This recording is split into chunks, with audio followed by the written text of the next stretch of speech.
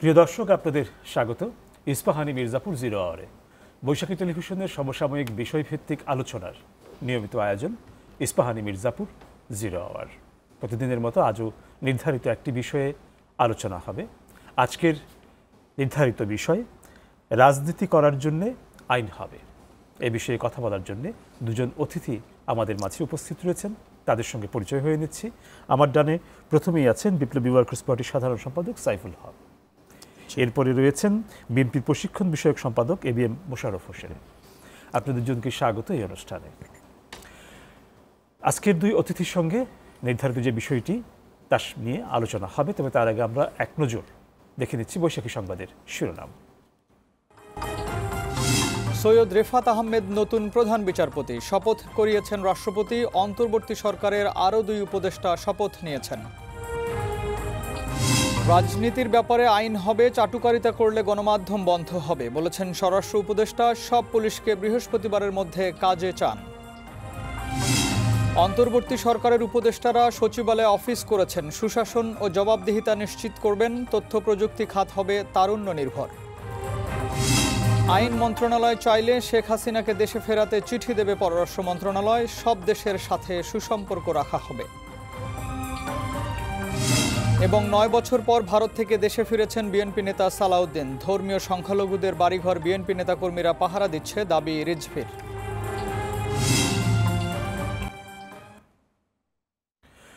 প্রিয় দর্শক, আমরা দেখছিলাম বৈশাখী সংবাদের শিরোনাম। যাচ্ছি আলোচনায় আজকের দুই অতিথি সাইফুল হক এবং মোশাররফ হোসেনের কাছে। বিষয় রাজনীতি করার জন্য আইন হবে। আমাদের এই প্রসঙ্গটি নির্ধারণ করা হয়েছে অন্তর্বর্তীকালীন যে সরকার, সেই সরকারের যে উপদেষ্টা আমাদের স্বরাষ্ট্র মন্ত্রণালয়ের দায়িত্বে আছেন, তিনি রাজনীতির একটি সমালোচনা উনি উপস্থাপন করেছেন। এবং এই সমালোচনাগুলো যে একদম আজকে প্রথম শোনা সেটিও নয়। এই সমালোচনাগুলো কিন্তু কম বেশি সবসময় ছিল।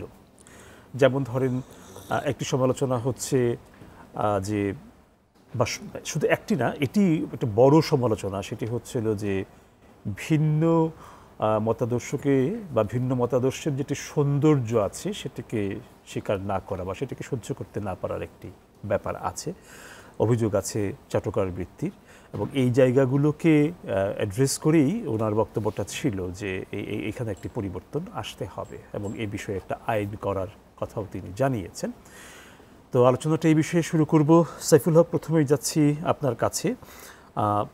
রাজনীতিকে একটি আইনি কাঠামোর ভেতরে আনার যে উদ্যোগটি, এই বিষয়ে আপনার বক্তব্য শুনব।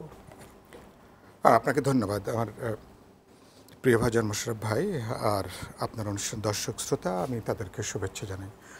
আমি 5ই অগাস্টের পরে এই প্রথম আপনার অনুষ্ঠানে আমি আমাদের যারা শহীদ হয়েছেন, ছাত্র তরুণরা, সাধারণ মানুষ, শ্রমজীবী মানুষ, এই ছাত্র গণজাগরণ গণ অভ্যুত্থানে আমি আবু সাইদ থেকে শুরু করে নারায়ণগঞ্জে আমাদের পার্টির সদস্য তিনিও শহীদ হয়েছেন। এরকম শত শত বলা হচ্ছে, প্রায় হাজার, হয়তো আরও বেশি হবে। তাদের সবার প্রতি আমি তাদের স্মৃতির প্রতি গভীর শ্রদ্ধা জানাই। আর ছাত্র তরুণ এবং জনগণকে, যারা যে বিজয়ী জনগণ তারা এই অভ্যুত্থানকে সফল করেছেন, গণজাগরণ গণ অভ্যুত্থানকে, তাদের প্রতিও আমি শুভেচ্ছা জানাই। আমাদের তো একটা বিপুল প্রত্যাশা। ধরুন 16 বছর ধরে আমরা এরকম একটা ফ্যাসিবাদী দুঃশাসনের বিরুদ্ধে আমরা বিপ্লবী ওয়ার্কার্স পার্টি, গণতন্ত্র মঞ্চ বা এদেশের বিএনপি, সকল বিরোধী রাজনৈতিক দল, রাজপথে আমরা একটা জানবাজি লড়াই আমরা করে আসছি। 16টা বছর ধরে হাজার হাজার মামলা, লক্ষ লক্ষ আসামি, জেল, হাজত, রিমান্ড, অনেকে দেশের বাইরে পালিয়ে আছেন, অনেক ঘটনা আপনি জানেন। তো এবং বিভিন্ন সময় সরকার পড়ে পড়ে এরকম একটা অবস্থাও ছিল, সেটা আপনি জানেন। তো কিন্তু ফাইনালি ধরুন আমরা তো এবারকার ডামি নির্বাচনের পরপরই আশা ছিল যে আমি বিভিন্ন অনুষ্ঠানে বলেছি, এই সরকার 6-7 মাসের বেশি তাদের পক্ষে টেকা কঠিন। মানুষের যে এই একটা কারণ, মানুষ 16 বছর ভোট দিতে পারেনি, নির্বাচন বলে কিচ্ছু নাই, মানুষের অর্থনৈতিক দুর্যোগ, সংসার চলে না, বিপর্যয়, চুরি, দুর্নীতি, অর্থ পাচার, তার যখন সংসারটা যখন দেখে হাজার হাজার কোটি টাকার লুট হয়ে যাচ্ছে, এই মানুষের পুঞ্জীভূত ক্ষোভের বহিঃপ্রকাশ ঘটেছে আমাদের ছাত্র তরুণদের। এই যে আপাত একটা সরাসরি রাজনৈতিক বিষয়ের বাইরে একটা কোটার যৌক্তিক সংস্কার আন্দোলনের ভিতর দিয়ে ফাইনাল একটা স্পার্ক দরকার ছিল, ফাইনাল স্ফুলিঙ্গ দরকার ছিল, সেটা আমাদের তরুণ ছাত্ররা, যুবকরা, দে ডিড ইট। তারা পথটা তারা দেখিয়েছে, একটা বিরাট অর্জন হয়েছে। তারা যেটা বলেছেন কথাটা সত্য, যে আমরা যেটা আমাদের বিরোধী দলেরও একই দাবি, একটা রাজপথে যা বিরোধী দল, যে শুধুমাত্র একটা দলীয় স্বৈরতন্ত্রকে বিদায় দেওয়া না, যে স্বৈরতান্ত্রিক ব্যবস্থা, ফ্যাসিবাদী ব্যবস্থা, কর্তৃত্ববাদী ব্যবস্থা, যেখানে একটা ব্যক্তিকে চূড়ান্ত স্বেচ্ছাচারী করে তোলে, সেই ব্যবস্থার একটা আমূল পরিবর্তন, একটা গণতান্ত্রিক সংস্কার দরকার, গণতান্ত্রিক রূপান্তর দরকার। গোটা প্রশ্নটা একটা রাজনৈতিক প্রশ্ন। ছাত্র আন্দোলন অরাজনৈতিক হলে গোটা আন্দোলনটা একটা রাজনৈতিক চরিত্রের আন্দোলন, যেখানে পুরো রাষ্ট্র, সরকার, পুরো একটা পর্যায়ে পুরো স্টেটকে ছাত্র জনতা, দেশের মানুষের বিরুদ্ধে যেখানে বলতে পারেন লাগিয়ে দেওয়া হয়েছিল।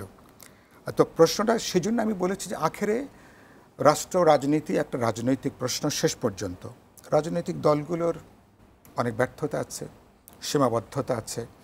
আমরা পাবলিক মিটিংয়ে যে গণতন্ত্রের কথা বলি, অনেক সময় দলগুলোর চর্চার মধ্যে সে গণতন্ত্র অনেক সময় আমরা চর্চা করতে পারি না। এই আত্মসমালোচনা, পর্যালোচনা দলগুলোর রয়েছে, অনেকে উত্তরণের চেষ্টা করছেন, বা সমাজের মধ্যে এগুলো নিয়ে আছে। আর রাজনীতি অনেক সময়, এখানে রাজনীতি তো অনেকের কাছে একটা ব্যবসায়ীটা পর্যবেসিত হয়েছে, বিশেষ করে নির্বাচন কেন্দ্রের রাজনীতি। একবার এমপি মন্ত্রী হতে পারলেই মনে করছে যে তার দ্রুত অর্থবিত্ত গড়ে তোলা যে পাহাড়, এবারকার এই সরকারের আমরা দেখছি যাদেরকে মনে করা হতো তুলনামূলকভাবে ভালো মানুষ, ভালো মন্ত্রী, ভালো এমপি, তাদের যেসব আরব উপন্যাসের মতন তাদের যেসব কাহিনী এখন বেরিয়ে আসছে, শত শত হাজার হাজার কোটি টাকার বিষয়, ফলে এগুলো মিলে রাজনীতি নিশ্চয়ই তারও একটা গুণগত পরিবর্তন, তারও একটা সংস্কার, তারও একটা জবাবদিহিতা, স্বচ্ছতার প্রশ্ন আছে। এই সরকারের ম্যান্ডেটটা কি? তারা এসেছেন ছাত্র আন্দোলনের ভেতর দিয়ে। আমরা বলেছিলাম যে একটা অন্তর্বর্তী ব্যবস্থাও দরকার, যেটা বিরোধী দলগুলো দাবি করেছে সরকার পদত্যাগ করবেন, পদত্যাগ করে একটা নির্বাচনকালীন একটা নিরপেক্ষ অন্তর্বর্তী সরকার হবে, যে সরকার একটা অবাধ, নিরপেক্ষ, বিশ্বাসযোগ্য নির্বাচন নিশ্চিত করবে। 16 বছর মানুষ ভোট দিতে পারেনি। বাংলাদেশের মানুষ 1.5-2 কোটি ভোটাররা জানেই না যে ভোট বাংলাদেশে ভোট কাকে বলে। গোটা প্রতিদ্বন্দ্বিতা বা নির্বাচন বলে কিচ্ছু নাই। তাহলে এর একটা গণতান্ত্রিক সংস্কার করে, গণতান্ত্রিক পরিবেশ তৈরি করে আপনি সেখানে একটা অবাধ, নিরপেক্ষ, বিশ্বাসযোগ্য নির্বাচনে যাবেন।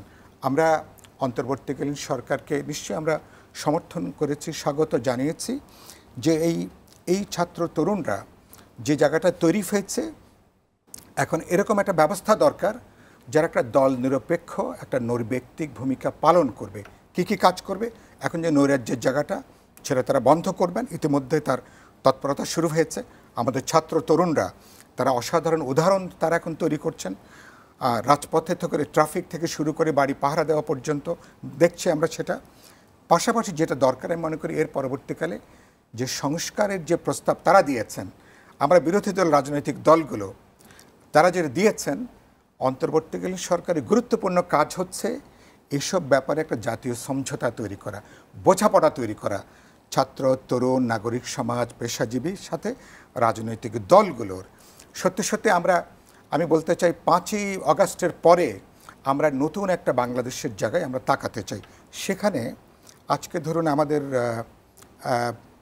জনপ্রশাসন বিষয়ক যে স্বরাষ্ট্র মন্ত্রণালয়ের বিশেষজ্ঞ যে উপদেষ্টা ব্রিগেডিয়ার সাখাওয়াত, আপনি তার কথাই আপনি বলছিলেন, তিনি ব্যাপারে বেশ কিছু মন্তব্য করেছেন। তার মন্তব্যটা, তিনি মাত্র শপথটা নিলেন, ওনার শব্দ, ভাষা, বাক্যটা খুব অনেকটা শ্রুতিকটু মনে হয়েছে, এবং তার উপস্থাপনা, তার যে কথা বলার ধরন, মনে হচ্ছে যে তিনি এক ধরনের ধমকের সুর আছে, এক ধরনের কর্তৃত্বের সুর আছে। আমার মনে হয় ছাত্র তরুণরা, বরঞ্চ আমরা সবার কাছে আর একটু বিনয় প্রত্যাশা করেছি। তিনি রাজনৈতিক দলগুলো সম্পর্কে তিনি যে মন্তব্যগুলো করেছেন, নিশ্চয়ই তিনি যখন 1/11-এর সময় তারা যখন দায়িত্ব ছিল নির্বাচন কমিশন, তারা অনেকগুলো গুরুত্বপূর্ণ তারা কাজ করেছেন, সংস্কার করেছেন।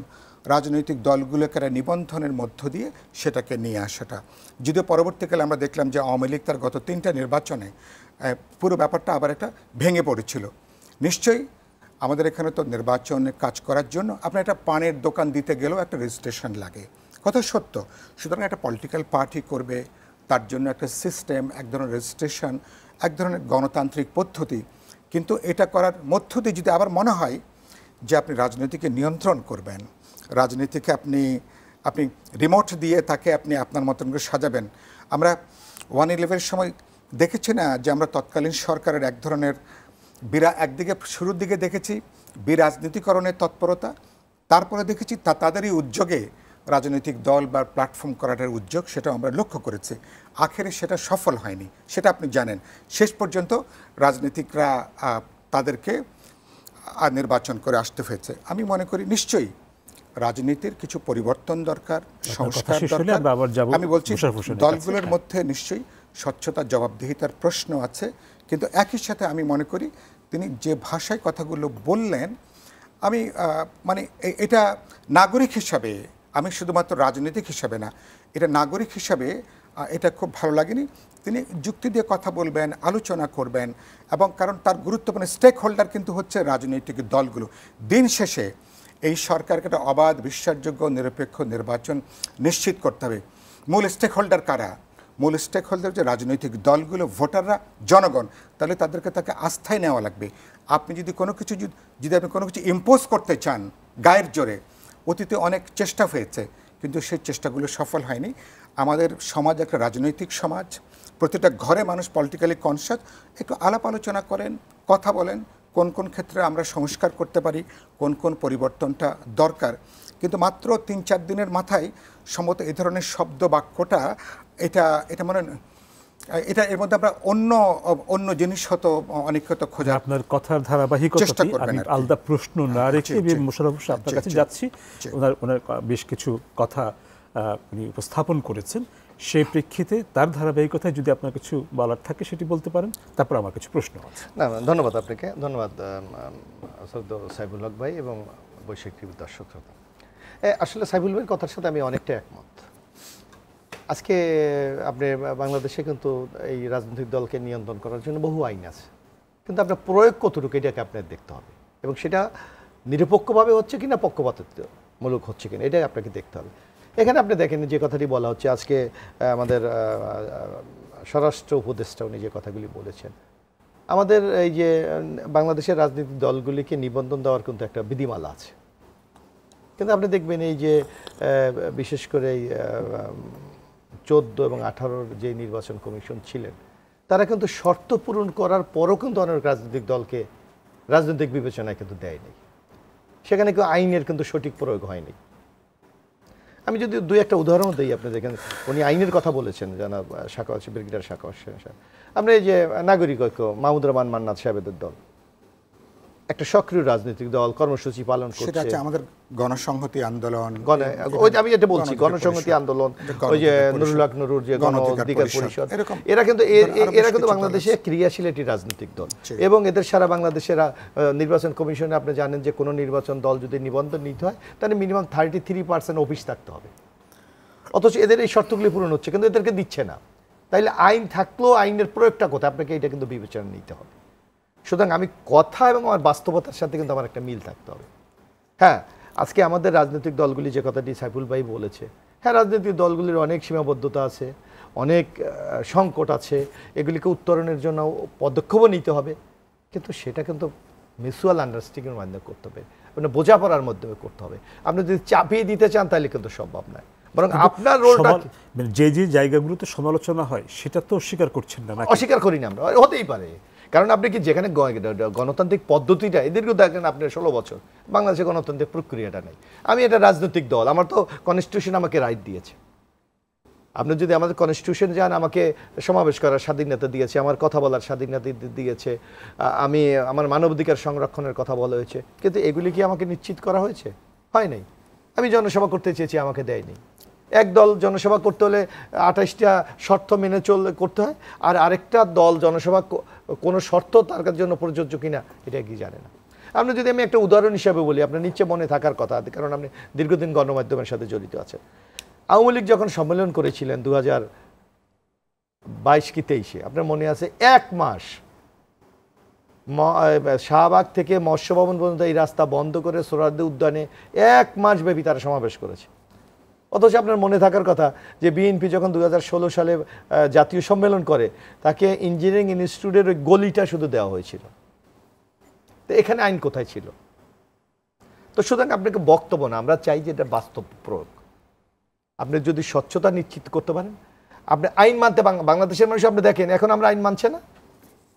আপনি 1 মাস আগে বাংলাদেশ চিন্তা করেন আর এখন বাংলাদেশ চিন্তা করেন। যদি আমি একটু আপনার কাছ থেকে বুঝতে চাইবো যে যদি আইন হয় তাতে সমস্যাটাকে, কোনো আপত্তি নাই, কিন্তু আইন হলে তো বাস্তব প্রয়োগ লাগবে। যেমন আমি একটা বলি, এই যে আজকে 16 বছর আমি তো একটা রাজনৈতিক দলের কর্মী, বাংলাদেশ জাতীয়তা বিএনপির। এখন আপনার বিরুদ্ধে আমার কোনো অভিযোগ থাকতে পারে, সাইফুল ভাইয়ের বিরুদ্ধে অভিযোগ থাকতে পারে।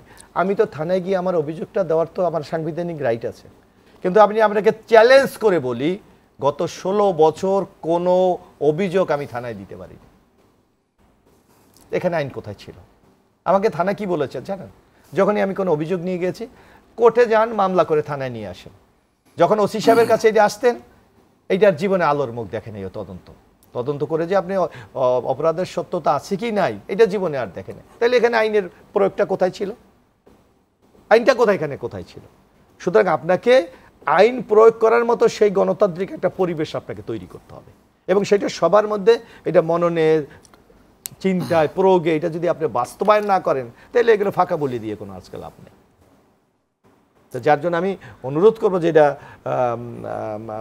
সাইফুল ভাই সিনিয়র লোক সাকর সাহেবকে যেটা স্মরণ করে দিয়েছে, আমার মনে হয় যারা দায়িত্ব আছে তারা যদি সচেতন হয়, তাহলে আমরা অনেক বিতর্ক থেকে অনেকটা এড়িয়ে যেতে পারি। সেক্ষেত্রে একটি প্রশ্ন, যে রাজনীতির ক্ষেত্রে যদি বিনির্মাণের একটি প্রয়োজন দেখা দেয়, সেক্ষেত্রে শুরুটা কোন জায়গা থেকে হতে পারে আপনার কি মনে হয়? না, এর জন্য তো আপনার আলোচনা দরকার। আপনি আজকে দেখেন, আপনার রাজনৈতিক দলগুলি সকলে কিন্তু এই যে ইন্টেরিয়াম যে গভর্নমেন্ট, এটার প্রতি আস্থা করেছে। সুতরাং তাদের কিন্তু একটা বিরাট সুযোগ আছে। আপনার যখন রাজনৈতিক দলগুলি থাকে, কারোর সাথে কথা বলা হয় না, কারোর সাথে বসা হয় না, কারোর সাথে, এখানে কিন্তু এই জায়গাটা নেই। আপনি দেখেন, যখন এই তত্ত্বাবধায়ক সরকার, এখন যে ইন্টেরিয়াম গভর্নমেন্টটা হচ্ছে, সকল রাজনৈতিক দল কিন্তু তাদেরকে সমর্থন দিয়েছে। সুতরাং তাদের একটা সুযোগ আছে। তারা যদি মনে করে যে না, এই ক্ষেত্রে আমার সংস্কার দরকার, এই ক্ষেত্রে আমার নূতন আইন প্রয়োগ দরকার, আলোচনা হতে পারে, এটা কোনো ব্যাপার না। এবং আমি মনে করি এটা this is the best time যে কোনো ডিসিশন নেওয়ার ক্ষেত্রে, সেটা আইনের ক্ষেত্রে বলেন, রাজনৈতিক সিদ্ধান্তের ক্ষেত্রে বলেন, অথবা বাংলাদেশের কনস্টিটিউশনাল কোনো যদি পরিবর্তন আপনি মনে করেন, ইট ইজ দ্য খুব হাইলি টাইম আমি মনে করি। কারণ বাংলাদেশের মানুষের মধ্যে এই ছাত্র জনতার এই যে একটা বিপ্লব, এর মাধ্যমে কিন্তু একটা গণ ঐক্য তৈরি হয়েছে। এই ঐক্যটাকে আমাদের কাজে লাগানো। এই বিষয়ে কি আপনি কিছু? আমি কথাটা বলতে চাই। প্রথমত আমি বলতে চাই যে আমাদের যারা এখন এসছেন, যারা এখন অন্তর্বর্তী সরকারে আছেন, ছাত্র, তরুণ, যুবক, সচেতন দেশবাসী, প্রথম বাংলাদেশ সম্পর্কে প্রথম বোঝা হলো বাংলাদেশ একটা বহুত্ববাদী একটা সমাজ। এখানে নানা মতাদর্শ, নানা চিন্তা, নানা ধারা থাকবে। এই বৈচিত্র্যের মধ্যেই হচ্ছে আমাদের ঐক্য। এটা মুক্তিযুদ্ধ থেকে শুরু করে আগে পরে এখনকার এই জায়গাটা। ফলে এইখানে আপনি প্রথমত এই জায়গাটা, আর এটা এমন একটা সমাজ যে সমাজে পরের দিন হয়তো ঘরে খাবারের কোনো বন্দোবস্ত নাই, কিন্তু মানে রাজা উজির মারা চায়ের দোকানে এবং রাত 12টা পর্যন্ত, এবং প্রত্যেকটা পরিবার এখানে পলিটিক্যালি ভেরি কনসিয়াস, খুবই সেন্সিটিভ। ফলে আপনি এমন একটা সমাজে, তাহলে এই সমাজে রাজনীতিকে যদি আপনি উপর থেকে নিয়ন্ত্রণ করতে চান, যদি আপনি এটাকে মনে করেন কোনো একটা জায়গা থেকে, মানে কোনো একটা কি বলবেন, নিয়ন্ত্রণ কেন্দ্র থেকে আপনি সব কিছু পরিচালনা করবেন, এটা আরও 10 বার 100 বার ভাবা দরকার। প্রত্যেকটা কি আইন আছে না, যে রাজনৈতিক, যে আমরা তো ইতিমধ্যে কিন্তু এই ব্রিগেডিয়ার সাখাওয়াত ভাই আমার তো অনেক পুরনো পরিচিত, প্রায় 20 বছর ধরে। আমি তার সাথে বিভিন্ন সময় টক শো করেছি। আমাদের ওই 2007-08 পার্টি নিবন্ধনের সময় থেকে শুরু করে উনি তো অসাধারণ মানুষ, অনেকগুলো লেখালেখি আছে, চিন্তা আছে, অনেকগুলো পরিবর্তনের ভাবনাটা আছে। তো সেটা নিশ্চয়ই খুব ইতিবাচক। কিন্তু যেটা আমরা তখন এটা জানি, কিন্তু আমি এখন আইন ছিল কি, রাজনৈতিক দলের কোনো প্রত্যক্ষ ছাত্র সংগঠন তার অঙ্গ সংগঠন থাকতে পারবে না, নিশ্চয়ই আমি যদি ভুল না করে থাকি, শ্রমিক আর ছাত্র সংগঠন সহযোগী সংগঠন সহযোগী থাকে, কিন্তু গত 16 বছরে আওয়ামী লীগ, ছাত্রলীগ বা তার এগুলোকে যেভাবে তারা কাজে লাগিয়েছে, জাস্ট একটা ক্ষমতায় থাকা টুলস হিসাবে, হাতিয়ার হিসাবে, লাঠিয়াল বাহিনী হিসাবে। তো আইন তো হচ্ছে যে বলে কাজীর গরু কেতাবে আছে গোয়ালে নাই, তো আইন তো ছিল। তো তখনও তো এই সরকার ছিল, ইলেকশন কমিশন ছিল, সবাই ছিল। সরকারি দলের জন্য একটা আইন আর সকল বিরোধী দলের জন্য একটা আইন। ফলে আইন হচ্ছে মানে যারা ক্ষমতায় আছে তারা আইনটাকে একভাবে দেখে, এখানে যা খুশি করতে পারে, আইন আছে, কিন্তু হু কেয়ার্স। আজকে সাখাওয়াত ভাই যে ল্যাঙ্গুয়েজে আজকে কথাটা বললেন, তো সরকারি দল তো এর হাজার গুণ, তারা তো এগুলো কত, আর বিরোধী দলের জন্য কোনো আইন কিন্তু সেখানে, কিন্তু আইন সেখানে শুধু আইন না, সেখানে নতুন নতুন নিবর্তন, নতুন নতুন দমন নিয়ন্ত্রণের জন্য সেটা হয়েছে না। এবং এখানে যা খুশি তাই করা হয়েছে। সকল বিরোধী দল A to Z নির্বাচন যখন বর্জন করে, যখন প্রত্যাখ্যান করে, 3টা জাতীয় নির্বাচন যখন বিরোধী দল যখন অংশগ্রহণ করে না, তো সেই নির্বাচন কিভাবে হয় এবং সেই নির্বাচনকে নিয়ে যারা এখানে আছেন মানে অধিকাংশ ব্যক্তিরা, তারা তো বরঞ্চ কিভাবে এটাকে জায়েজ করা যায় সরকারের থেকে অনেক লোকজন তারা কথা বলেছেন। আমরা নিশ্চয়ই সংস্কার চাই। রাজনৈতিক দল একটা জনসেবার বিষয়। রাজনৈতিক দল কোনো ব্যবসায়ী কোনো প্রতিষ্ঠান না, এটা কোনো ঠিকাদারি, এটা কোনো প্রতিষ্ঠান না। নিশ্চয়ই এ ব্যাপারে যদি, তাহলে এর সঙ্গে একটা দার্শনিক জায়গা আছে, মতাদর্শিক জায়গা, রাজনৈতিক জায়গা, সাংস্কৃতিক জায়গা, দেশ সেবার পুরো যে জায়গাটা আছে। তা আপনি ধরুন ছাত্র সংসদগুলো নাই, আপনি কোন আগে তো কলেজ লেভেলে ছাত্র সংসদ ছিল, বিশ্ববিদ্যালয়ের ছাত্র সংসদ ছিল, সাংস্কৃতিক প্রতিযোগিতা ছিল, ক্রীড়া প্রতিযোগিতা ছিল, দেয়াল পত্রিকা ছিল, এখন তো কিচ্ছু নাই। তো তার মানে কি আপনি এটা বদ্ধ ডোবার মধ্যে আপনি চেয়েছেন যে এখানে নতুন নতুন জায়গাটা তৈরি হবে, তাহলে আপনাকে একটা সাংস্কৃতিক বাতাবরণ তৈরি করতে হবে, মতাদর্শিক, আদর্শিক। এবং ধরুন আমাদের বিশ্ববিদ্যালয়গুলো ছিল যে কোনো রাজনৈতিক চিন্তার, মতাদর্শিক চিন্তার, সাংস্কৃতিক চিন্তার কিন্তু হেডকোয়ার্টার কিন্তু বিশ্ববিদ্যালয়গুলো। এখন আপনারা কিন্তু বলে ফেলছেন যে বিশ্ববিদ্যালয়গুলো কোনো রাজনীতি থাকবে না। এটা অত্যন্ত প্রতিক্রিয়াশীল দাবি। এটা একটা আপনি দাবি করবেন কোনো দখলদারিত্ব থাকবে না, আপনি দাবি করবেন মাস্তানি চলবে না, গুন্ডামি চলবে না, দলীয়ভাবে কোনো নিয়োগ চলবে না, মেধার ভিত্তিতে, যোগ্যতার ভিত্তিতে, অভিজ্ঞতার ভিত্তিতে। আপনি মাথা ব্যথার জন্য আপনি কিন্তু মাথা কিন্তু কেটে ফেলার আপনি কিন্তু আয়োজন করছেন, এগুলো কিন্তু বেশি দিন টিকবে না। সেজন্য অনেক সামগ্রিক দরকার। আপনি এখন ধরুন আমি ক্ষমতা যদি এখন আছি, তাহলে আমি যেভাবে চিন্তা করি যদি এভাবে মনে করে দেশের 17 কোটি মানুষ ভাবে, এই ভাবনাগুলো ভুল। আমার তরুণদের অনেক স্বপ্ন আছে, আমি একটু ভয় পাচ্ছি আমাদের তরুণদের স্বপ্নগুলো হোঁচট না খায়। আমাদের কিছু কিছু অতি বাচন, অতি কথন, কিছু কিছু বাড়তি পদক্ষেপের জন্য তরুণ সমাজ তারা যে স্বপ্নটা দেখছে যে সমাজ হবে জবাবদিহিমূলক, ইনক্লুসিভ হবে, সবাইকে ধারণ করব, নতুন বোঝাপড়া, নতুন সমঝোতা, সেখানে আপনি তাহলে আপনার রাজনৈতিক ডায়ালগ লাগবে, সেখানে বোঝাপড়া লাগবে। এই প্রক্রিয়ার মধ্য দিয়ে মানুষ কাউকে বর্জন করবে, কাউকে মানুষ গ্রহণ করবে, এটাই পলিটিক্যাল প্রসেস। এর বাইরে যাওয়ার কিন্তু বাংলাদেশের কোনো আমাদের একটা বিরতির সময় হয়ে এসছে।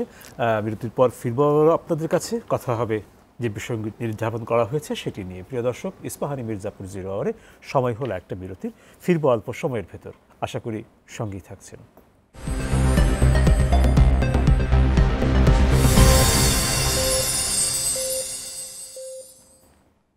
প্রিয় দর্শক, আপনাদের আবারও স্বাগত ইস্পাহানি মির্জাপুর 0 আওয়ারে।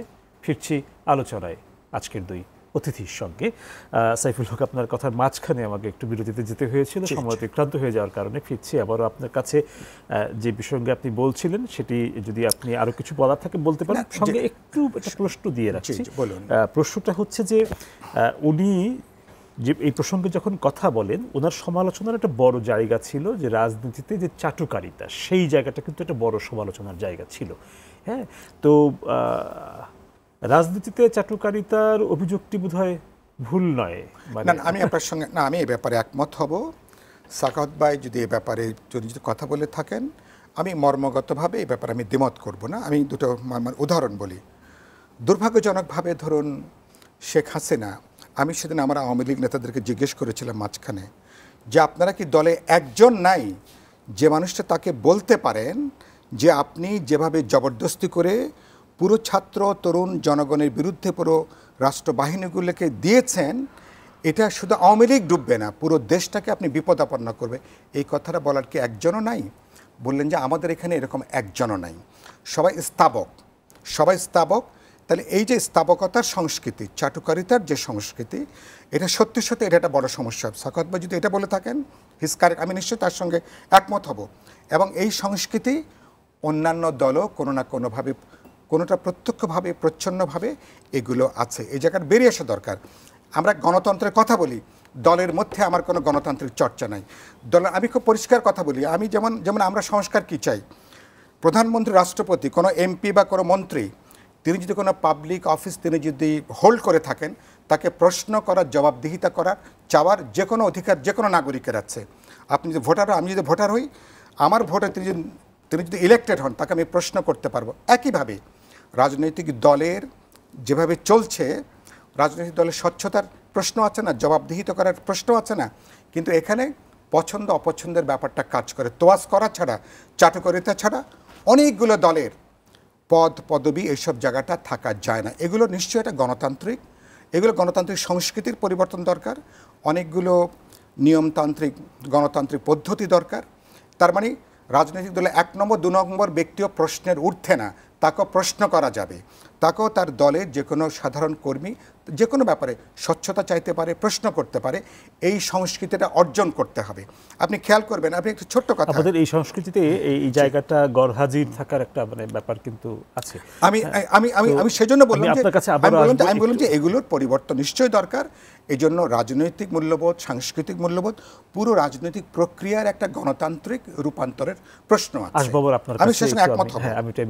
আমি এখানে সাইবুল ভাইয়ের সাথে একটু যোগ করি। সাইবুল ভাই সঠিকই বলেছে, কিন্তু এই প্রক্রিয়াটা কখন বাস্তবায়ন সম্ভব? যখন আপনার গণতান্ত্রিক একটা প্রক্রিয়া থাকে, যখন একটা গণতান্ত্রিক প্রক্রিয়া, কারণ একটা দল যখন জনগণের মুখোমুখি হতে হয়, জনগণের ম্যান্ডেটটা তখন নিতে হয়, তখন তো তার মধ্যে কিন্তু অনেক কিছু পরিবর্তন করতে হয়। কারণ আমার একটা বাস্তব অভিজ্ঞতা আপনাকে বলি। আমরা যখন স্টুডেন্ট ছিলাম, ডাকসু নির্বাচন হয়েছিল, একটা হলে সাইবুল ভাই জানেন 11টা পোস্ট থাকে, থাকে, সবাই পাস করেছে, একটা ছেলে পাস করে। কারণটা কি? পরে জানা গেল সে ডাইনিংয়ে খাওয়ার সময় প্রবলেম করে সাধারণ ছাত্রদের। অর্থাৎ তাকে পরবর্তীতে ওই ছেলে পরবর্তী ইলেকশনে কিন্তু সে আবার বিপুল ভোটে জয়, কারণ তার মধ্যে একটা কিন্তু পরিবর্তন এসেছে। অর্থাৎ জবাবদিহিতার একটা জায়গা নিশ্চিত করা গেছে। এখন বাংলাদেশে আপনি যে কথাটা সাইবুল বলেছে যে বিগত এই যে 3টি নির্বাচনে কোনো নির্বাচন হয়, আমার তো জনগণের কাছে জবাবদিহিতার কোনো জায়গা আমার নেই, কারণ আমার ভোট দরকার নাই। আমি প্রশাসনকে ম্যানেজ করতে পারলে হয়, আমি শুধু নমিনেশন কনফার্ম হলে হয়। যেমন বাংলাদেশে এমনও কথা শোনা গেছে যে শুধু নৌকা পেলেই বিজয়ী লাভ করা যায়। আপনি দেশটাকে যদি এই সংস্কৃতির মধ্যে নিয়ে যান, তাইলে তো গণতান্ত্রিক এই যে সংস্কৃতির কথাটা সাইফুল ভাই বলছে, সেটা তো আমাদের বাস্তবায়ন করা কোনো সম্ভব না। সুতরাং আপনাকে মূল গণতান্ত্রিক একটা চেতনার মধ্যে আপনাকে যেতে হবে, সেটা দলের মধ্যে হোক, জনগণের মধ্যে হোক, জবাবদিহিতার মধ্যে হোক। এই জায়গা যদি আপনি নিশ্চিত না করতে পারেন, তাইলে কিন্তু এখন যেই সংকটটা বাংলাদেশে তৈরি হয়েছে, এই সংকট বারবার তৈরি হতেই থাকবে। কারণ আমরা 90-তে একটা স্বৈরাচারকে বিদায় নিয়ে আমরা একটা বাংলাদেশে গণতান্ত্রিক যাত্রা শুরু করেছিলাম না? সেই যাত্রাকে আমরা দীর্ঘদিন ধরে রাখতে পেরেছি? পারিনি। আবার কিন্তু একটা একতন্ত্র ফেসিস্ট সরকার আমাদের উপর ভর করেছে। আবার দীর্ঘ দিন পর সেটাকে আর আজকে আমরা সেই জায়গা থেকে মুক্ত হয়েছি। সুতরাং আপনাকে একটা গণতান্ত্রিক মূল্যবোধ আপনাকে সমাজে প্রতিষ্ঠা করতেই হবে, এছাড়া কিন্তু বিকল্প কোনো ব্যবস্থা নেই আমি মনে করি। আপনি এখন হয়তো আমরা অনেক ভালো ভালো কথা বলতে পারি, এই যেমন এই সরকারের প্রতি মানুষের কাছে একটা প্রত্যাশা তৈরি হয়েছে, এবং দেখেন এখন কিন্তু ইতিমধ্যে একটা প্রশ্ন তৈরি হচ্ছে যে কতদিন তারা থাকবেন। আসছেন এখনো, যেমন আপনার মনে আছে যখন 111 গভর্নমেন্ট এসেছিল, আপনি নিশ্চয়ই তখনও গণমাধ্যমে ছিলেন, প্রথম কিন্তু 7 মাস 8 মাস প্রচণ্ড জনপ্রিয় তারা ছিল, কিন্তু তারপর আমরা কি দেখলাম? বিরাজনীতিকরণ। এই রাজনীতিবিদদেরকে একটা মানে চোর, গুন্ডা, বদমাশ, দুর্নীতিবাজ প্রমাণ করার জন্য নানা কৌশল অবলম্বন, লাস্টে কিন্তু তাদের জনপ্রিয়তা হারিয়েছে। সুতরাং আপনাকে জনগণের সেন্টিমেন্ট আপনাকে ধারণ করতে হবে, যে জনগণ কি প্রত্যাশা আপনার কাছে করে, সেই প্রত্যাশা অনুযায়ী যদি আপনি একটা করতে পারেন, তাইলে আমার মনে হচ্ছে এই গণতান্ত্রিক যে কাঠামো আমরা চাচ্ছি, এই আইন সংস্কার দরকার নেই। আমাদের আইন তো বাংলাদেশে অসংখ্য আইন আছে। এই যে আপনি দেখেন, এবার আপনি দেখেন একটা রাষ্ট্র কতটুকু দেউলে হয়ে গেছে। আপনাকে একটা উদাহরণ দেখি, এই যে কোঠা বৈষম্য বিরোধী 6টা সমন্বয়কে আপনি ধরে নিয়ে গেলেন, দেশে একটা সরকার আছে, দেশে একটা আমাদের উচ্চ আদালত আছে, দেশে আমাদের আইন আছে যে একটা লোককে কতটুকু আটক রাখে। একটা লোক কথা বলেছে, আপনি হোম মিনিস্টার কি জবাব দিয়েছে? হাইকোর্টে একটা রিট করা হয়েছে, হাইকোর্ট কি কোনো এই ব্যাপারে কোনো রুল দিয়েছে? দেয়নি। অর্থাৎ আইন আছে, কিন্তু আপনি কতটুকু প্রয়োগ আপনি করেছেন সেই জিনিসটাকে আপনাকে কিন্তু বিচার বিশ্লেষণ করতে হবে। এখনো কি জবাব আসছে যে 6 জন ছাত্র নেতা ওখানে এই সমন্বয়ক ওখানে কিভাবে ছিল 6 দিন বা 7 দিন? কোন আইনে ছিল বা কেন আপনি তাদেরকে ধরে রেখেছেন? এখন পর্যন্ত কিন্তু আপনি কোনো জবাব পান নাই। এই যে অনেক কিছুর জবাব না পাওয়ারও যে একটা বাস্তবতা আছে, তাতে কি আপনার মনে হয় যে আসলে একটা আমরা প্রত্যাশা করতে পারি যে না, এই জায়গাটা একটা বড়সড় পরিবর্তন হবে? উচিত, হওয়া তো উচিত। আপনি যদি একটা জিনিস এই যে আজকে যারা এই আইনটা লঙ্ঘন করেছে তারা তো এই দেশেরই মানুষ। হয়তো আপনি বলবেন যে তারা মানে এক আত্মগোপন পায়, কিন্তু আপনাকে বিচার তো হওয়া উচিত, দৃষ্টান্তমূলক বিচার হওয়া উচিত। যে একটা লোক যদি আপনি একটা দৃষ্টান্ত স্থাপন করেন, অন্য কিন্তু এই সাহসটা পাবে না। আপনার একটা দেশের বিচার বিভাগ আছে, দেশের সরকার আছে, উচ্চ আদালত আছে, একটা লোক কোনো কথা বলছে না যে 6টা সমন্বয়ক কিভাবে 7টা দিন একটা পুলিশ হেফাজতে ছিল, তাকে গ্রেপ্তার করা হয় নাই, তাকে হেফাজতে কিভাবে নেয়, আইন কি, কোন আইনে কি বলে? তারা তো এসে বলেছে যে আমরা সিকিউরিটি চাই নাই, আমাদেরকে জোর করে ধরে নিয়ে গেছে। তো এরপর আপনি কি প্রমাণ চান?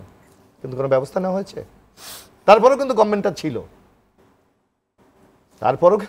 ছিল, তো সাইফুল ভাই। সেই তারপরে এতক্ষণ পর্যন্ত যেটা আলোচনা হলো, একটা বিরতিতে যাব, তার আগে একটু উপসংহার, যদি এতক্ষণ পর্যন্ত যা আলোচনা তার টানতে চাই, তাহলে আমি কি এরকম ভাববো যে আপনারা মনে করছেন যে এখন পর্যন্ত যে ধরনের আইন কানুনগুলো আছে সেটাই যথেষ্ট, নতুন করে আর কোনো আইনের দরকার পড়ছে না, এরকমই কি মনে হবে কিনা? আমি প্রশ্নটা দেখে একটু বিরতিতে যাচ্ছি, ফিরে এসে বরং উত্তরটা আমি শুনবো। প্রিয় দর্শক, ইস্পাহানী মির্জাপুর জিরো আওয়ারে সময় হয়ে গেল আরও একটা বিরতি, ফিরবো অল্প সময়ের ভেতর, আশা করি সঙ্গেই থাকছেন।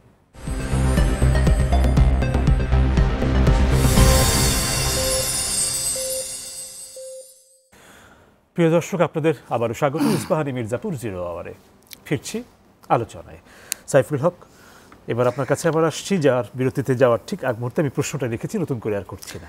যে আমি তার আগে একটু চটপট কয়েকটা কথা বলতে চাই। প্রথম কথা হচ্ছে যে আমি এমন একটা গণতান্ত্রিক পরিবেশ দেখতে চাই যেখানে আপনার সাথে আমি চাইলে একমত হতে পারবো, তখন আমি আপনাকে দ্বিমত পোষণ করতে পারবো। দ্বিমত পোষণ করবার জন্যে আমাকে হিউমিলিয়েট হতে হবে না, আমাকে কোনো অপমান, কোনো নির্যাতন, কোনো সামাজিক, কোনো রাজনৈতিক লাঞ্ছনার শিকার হতে হবে না। এই জায়গাটা নিশ্চয়ই আমরা দেখতে চাই।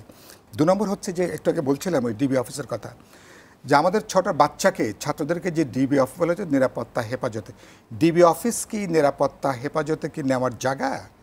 মানে এরকম এত বড় রাষ্ট্র, সরকার, আমার নাগরিক সমাজ কজন এটার বিরুদ্ধে আলাপ করেছেন, কজন এর প্রতিবাদ করেছেন?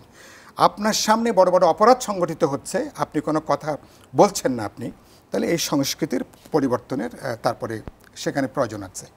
দলগুলো দুর্ভাগ্যজনকভাবে অনেকগুলো দল এক ধরনের পারিবারিক সম্পত্তির মতন, ব্যক্তিগত সম্পত্তির মতন। আমি কেন বললাম গণতন্ত্রের কথা?